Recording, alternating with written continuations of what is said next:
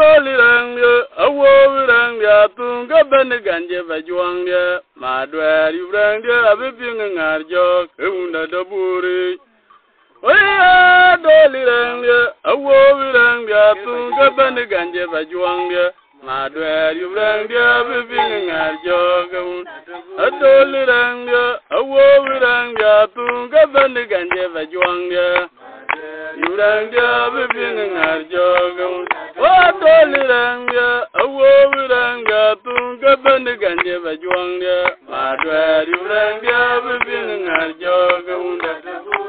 madwer yurangya bipinga ngarjo kaunda dabu yinyaloga awinyalo kolote tianga guriara lamba yarjura jama inajiya denga banglo Juangelo the Juvenile Inabaga Janagolu, Yanga Gura Longba, Yariju Rajama in a Gia Denga Banglo, Juangelo the Juvenile Inabaga Janagolu, Yanga Gura Longba, Yariju Rajama in a Gia Denga Banglo.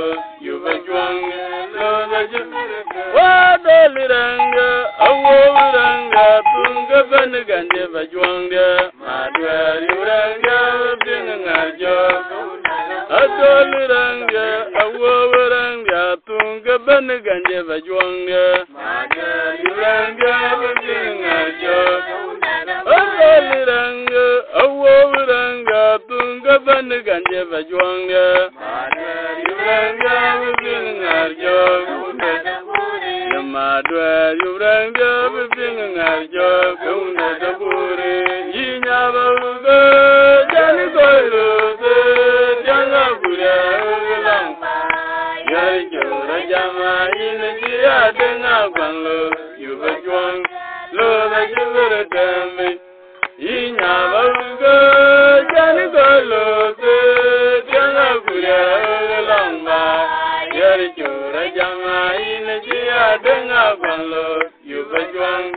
lo da jibere Wami da juang dia nangka jabe dia pento kekonyang abira yuen mor ko da ya jam jije dong bero mawa